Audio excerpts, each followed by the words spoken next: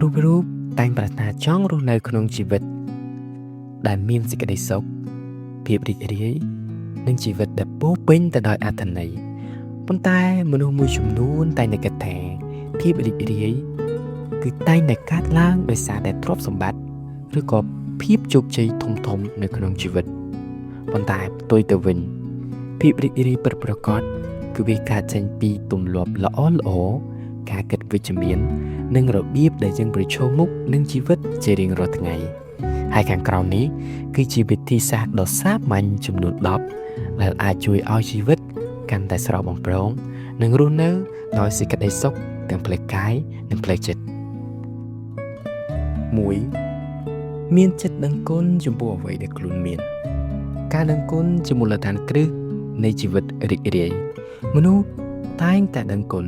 មិនផ្ដោតលើអ្វីដែលខ្លួនខ្វះខាតនោះទេប៉ុន្តែពួកគេឲ្យតម្លៃលើអ្វីដែលខ្លួនមានរួចហើយការដឹងគុណជួយផ្លាស់ប្ដូរទស្សនៈពីការត្អូញត្អែទៅជាការកោតសរសើរចំពោះជីវិតនៅក្នុងជីវិតប្រចាំថ្ងៃមានរឿងជាច្រើនដែលយើងអាចដឹងគុណបានដូចជាសុខភាពការមានគ្រួសារដែលស្រឡាញ់ការមានការងារធ្វើមិត្តភ័ក្តិដែលគាំទ្រឬសូម្បីតែការភ្ញាក់ពីដំណេកនៅក្នុងថ្ងៃថ្មីប្រកបដោយអារម្មណ៍ស្រស់ស្រាយទោះបីជាជួបការលំបាកក៏ដោយក៏នៅតែមានរឿងល្អៗដែលអាចធ្វើឲ្យយើងអរគុណបាន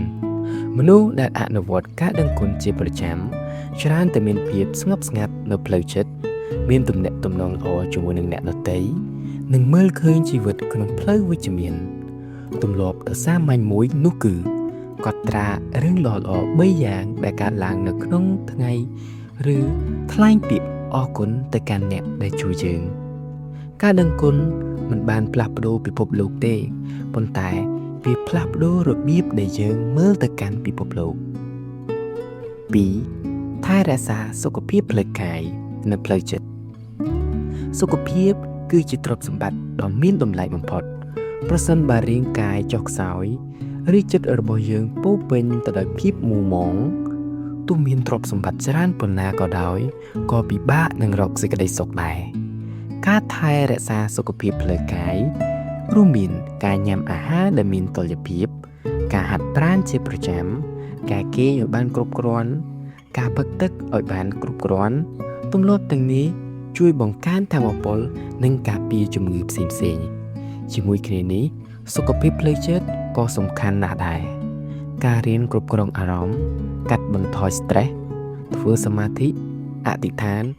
ឬចំណាយពេលជាមួយនឹងធម្មជាតិអាចជួយឲ្យចិត្តរបស់យើងស្ងប់និងបង្កើនសុភមង្គលផ្លូវចិត្តការថែរក្សាសុខភាពមិនមែនជាការចំណាយពេលទេប៉ុន្តែជាការវិនិយោគសម្រាប់អនាគតមនុស្សដែលមានសុខភាពល្អច្រើនតែមានកម្លាំងក្នុងការបំពេញការងារនិងរីករាយជាមួយជីវិតជាងសុខភាពល្អគឺជាគ្រឹះនៃសុភមង្គលនិងភាពជោគជ័យ 3. បង្កើតទំនាក់ទំនងល្អជាមួយនឹងអ្នកដទៃមនុស្សគឺជាសត្វសង្គមដូច្នេះទំនាក់ទំនងល្អជាមួយគ្រួសារមិត្តភ័ក្តិនិងមនុស្សជុំវិញខ្លួនមានឥទ្ធិពលយ៉ាងខ្លាំងនៅលើសេចក្តីសុខទំនាក់ទំនងល្អមិនមែនមានន័យថា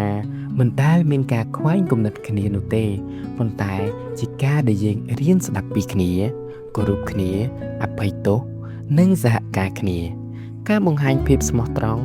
ការយកចិត្តទុកដាក់និងការផ្ដល់កម្លាំងចិត្តអាចធ្វើឲ្យទំនាក់ទំនងកាន់តែរឹងមាំមនុស្សដែលមានទំនាក់ទំនងល្អជាទូទៅអាចទទួលបានការគាំទ្រពេលជួបបញ្ហាមានអារម្មណ៍ថាមិនអាចកោតនិងមានកម្លាំងចិត្តក្នុងការបន្តដំណើរជីវិតទៅមុខទៀតការចំណាយពេលជាមួយគ្រួសារញ៉ាំអាហារជុំគ្នាតាក់ទងទៅកាន់មិត្តភ័ក្តិឬក៏ជួយអ្នកដទៃគឺជាវិធីសាស្ត្រដ៏សាមញ្ញមួយដែលអាចពង្រឹងទំនាក់ទំនងបានជីវិតនឹងមានអត្ថន័យជាងមុននៅពេលដែលយើងមានមនុស្សល្អៗដើរជាមួយយើង 4. មានគោលដៅនិងបន្តអភិវឌ្ឍខ្លួនជីវិតដែលគ្មានគោលដៅប្រៀបដូចជានាវាដែលគ្មានត្រីវិស័យដូច្នោះដែរការមានគោលដៅធ្វើឲ្យយើងដឹងថាត្រូវធ្វើអ្វីនិងហេតុអ្វីត្រូវខិតខំប្រឹងប្រែងគោលដៅអាចជាគោលដៅផ្នែកការងារការសិក្សាហិរញ្ញវត្ថុសុខភាព ឬក៏គ្រួសារការបែងចែកគោលដៅធំៗទៅជាជំហានតូចៗនឹងធ្វើឲ្យការងារបានសម្រេចកាន់តែងាយស្រួលលើសពីនេះ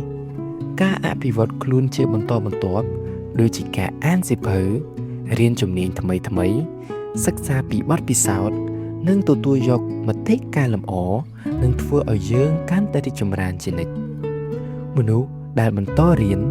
មិនត្រឹមតែមានចំណេះដឹងកាន់តែច្រើនប៉ុណ្ណោះទេប៉ុន្តែថែមទាំងមានទំនុកចិត្តលើខ្លួនឯងនិងសមត្ថភាពក្នុងការប្រឈមនឹងការផ្លាស់ប្ដូរផងដែរការរីកចម្រើនបន្តិចម្ដងជារៀងរាល់ថ្ងៃប្រសើរជាងការនៅដដែលអស់មួយជីវិត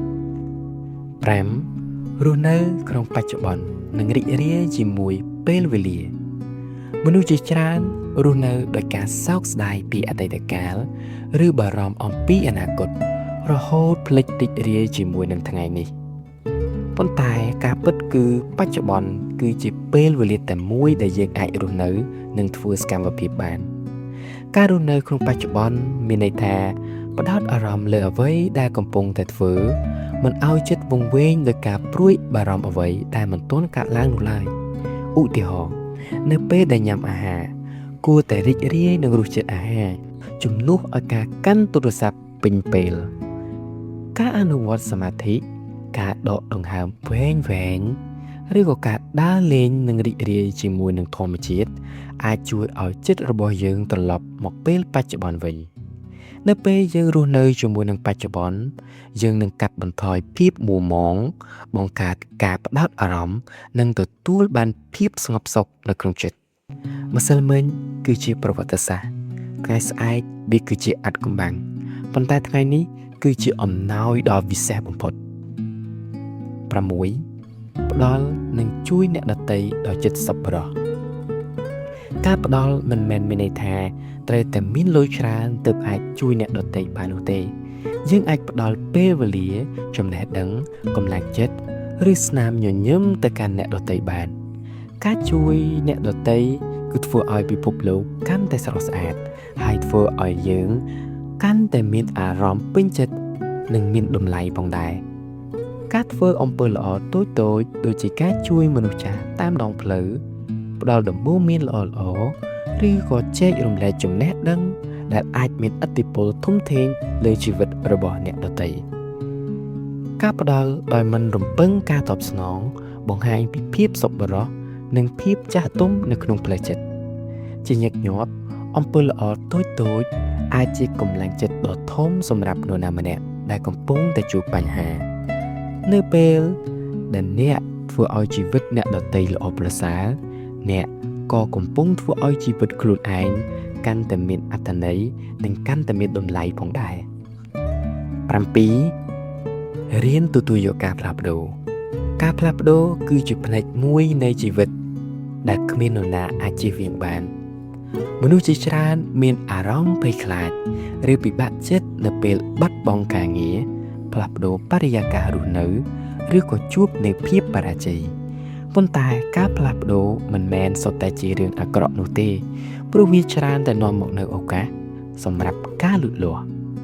ការទទួលយកការផ្លាស់ប្ដូរមានន័យថាមិនរស់នៅជាប់គាំងនឹងអតីតកាលប៉ុន្តែវាជាការដែលយើងហ៊ានសម្របខ្លួននិងរៀនពីស្ថានភាពថ្មីៗមនុស្សដែលអាចសម្របខ្លួនបានល្អ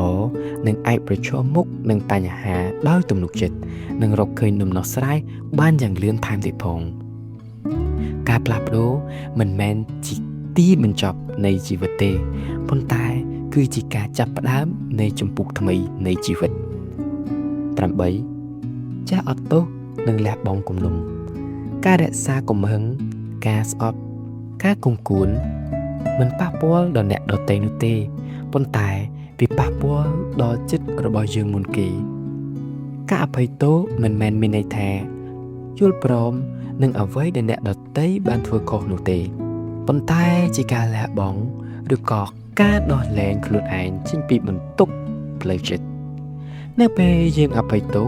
យើងអាចរស់នៅដោយចិត្តស្រឡាញ់ចិត្តស្ងប់និងមានសេរីភាពជាងមុនជីវិតយើងខ្លីណាស់កុំចំណាយពេលជាមួយនឹងកំហឹងនិងការសងសឹកឡើយ ការអភ័យទោសអ្នកដទៃគឺជាអំណោយដែលអ្នកផ្ដល់ឲ្យចិត្តរបស់ខ្លួនឯង 9. គ្រប់គ្រងពេលវេលាឲ្យមានប្រសិទ្ធភាពពេលវេលាជាធនធានដែលមានតម្លៃស្មើគ្នាសម្រាប់មនុស្សគ្រប់រូបអ្នកដែលចេះរៀបចំពេលវេលាអាចបំពេញការងារបានច្រើនមានពេលសម្រាប់គ្រួសារសម្រាប់និងអភិវឌ្ឍខ្លួនការគ្រប់គ្រងពេលវេលា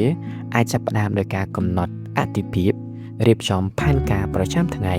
និងកាត់បន្ថយសកម្មភាពដែលខ្ជះខ្ជាយដូចជាការប្រើបណ្ដាញសង្គមហួសកម្រិតនៅពេលយើងប្រើពេលវេលាបានល្អយើងនឹងមានអារម្មណ៍ថាជីវិតនឹងមានភាពរៀបរយនិងមិនសូវតានតឹងឡើយការគ្រប់គ្រងពេលវេលាបានល្អគឺជាការគ្រប់គ្រងជីវិតដ៏បានល្អដូចនោះដែរ 10. រក្សាភាពអំណត់និងមិនលះបង់ជីវិតមិនអាចជៀសផុតពីឧបសគ្គនិងការបរាជ័យបានទេអ្វីដែលសំខាន់គឺរបៀបដែលយើងឆ្លើយតបចំពោះបញ្ហាទាំងនោះមនុស្សដែលមានទស្សនៈវិជ្ជមានតែងតែមើលឃើញបញ្ហាជាមេរៀននិងជាឱកាសសម្រាប់ការរីកចម្រើនការគិតវិជ្ជមានមិនមែនជាការដែលមិនទទួលស្គាល់បញ្ហានោះទេប៉ុន្តែជាការជឿជាក់ថាបញ្ហានីមួយៗគឺតែងតែមានដំណោះស្រាយបញ្ហានីមួយៗគឺតែងតែអាចដោះស្រាយបាននិងថាយើងអាចរៀនពីវាការមិនបោះបង់នៅពេលជួបបញ្ហាគឺជាគុណសម្បត្តិដែលនាំទៅរកភាពជោគជ័យនិងសេចក្តីសុខយូរអង្វែងភាពជោគជ័យមិនមែនការចេញពីការដែលយើងមិនបរាជ័យនោះទេប៉ុន្តែវាការចេញពីការដែលយើងមិនបោះបង់បន្ទាប់ពីភាពបរាជ័យវិធីសាស្ត្រទាំង10ខាងលើនេះជាគោលការណ៍សំខាន់ដែលអាចអនុវត្តបាននៅក្នុងជីវិតប្រចាំថ្ងៃប្រសិនបើការអនុវត្តនេះធ្វើឡើងជាបន្តបន្ទាប់វាមិនត្រឹមតែជួយឲ្យអ្នកមានអារម្មណ៍រីករាយប៉ុណ្ណោះទេប៉ុន្តែថែមទាំងជួយកសាងជីវិតដែលពោរពេញទៅដោយគុណភាពស្តង់ដារជីវិតពោរពេញទៅដោយអត្ថន័យនិងមានស្ថិរភាពក្នុងរយៈពេលដ៏វែងខាងមុខទៀតផងដូច្នេះខ្ញុំបាទសូមអរគុណ